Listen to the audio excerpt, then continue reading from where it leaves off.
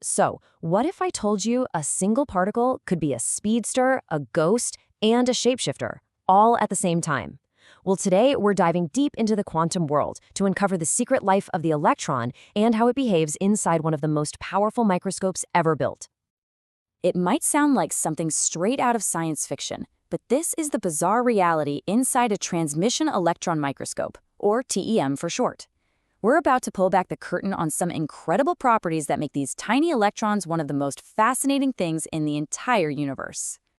All right, first up, they're absolutely mind-bending speed.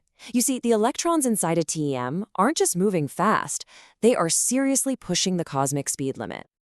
Get this, they're traveling at over 77% of the speed of light.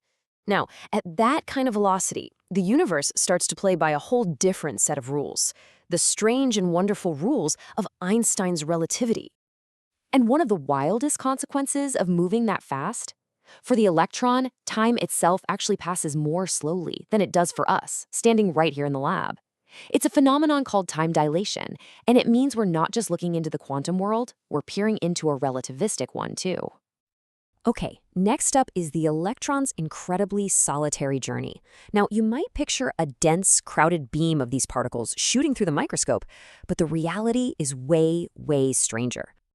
In fact, under certain conditions, the electrons are so spread out that there might only be one single electron inside the entire microscope column at any given moment.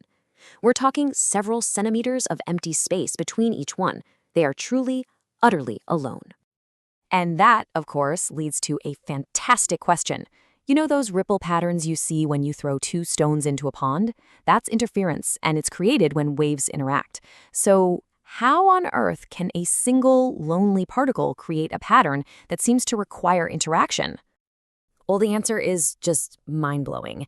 The electron doesn't just act like a particle, it acts like a wave. As it passes through the sample, this one solitary wave kind of splits and takes multiple paths all at once. Then, these different paths of the same electron interfere with each other. It's literally like a ghost interfering with itself. This whole wave-like nature brings us to our third secret, the electron as a shapeshifter. You see, it isn't some tiny, solid ball. It's more like a fuzzy cloud of probability, and its shape is constantly shifting, all thanks to a fundamental rule of the universe. And it's all because of the famous uncertainty principle. The best way to think about it is as a cosmic trade-off. The more precisely you know where a particle is, the less you know about where it's going, and vice versa. And this isn't just a theory. It has a very real, very weird effect on the electron's shape. For example, to get a nice, clear image, scientists have to control the electron's sideways momentum with incredible precision. But because of the uncertainty principle, doing that makes its sideways position super fuzzy and uncertain. The result? The electron's wave packet literally smears out, becoming fat, sometimes over 100 angstroms wide. That's 10 times the size of a typical atom. And you guessed it, the exact same thing happens in the other direction. When you precisely control the electron's energy, which is tied to its forward momentum, its position along its flight path becomes a big question mark. This causes its wave packet to stretch out, becoming incredibly long. We're talking more than 1,000 angstroms sometimes. All right, for our final secret, let's look at what happens when all these strange properties, the incredible speed, the wave nature, the uncertainty, all come together.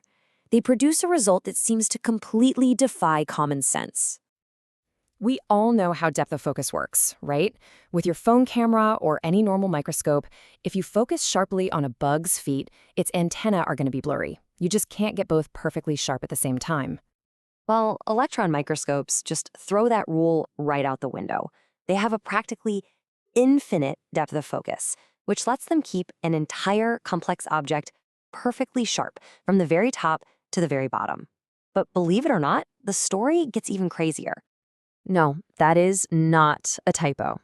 The bizarre physics of the TEM mean that a high magnification image could, in theory, stay perfectly in focus even if the detector, the camera's film so to speak, were placed over a kilometer away from the lens.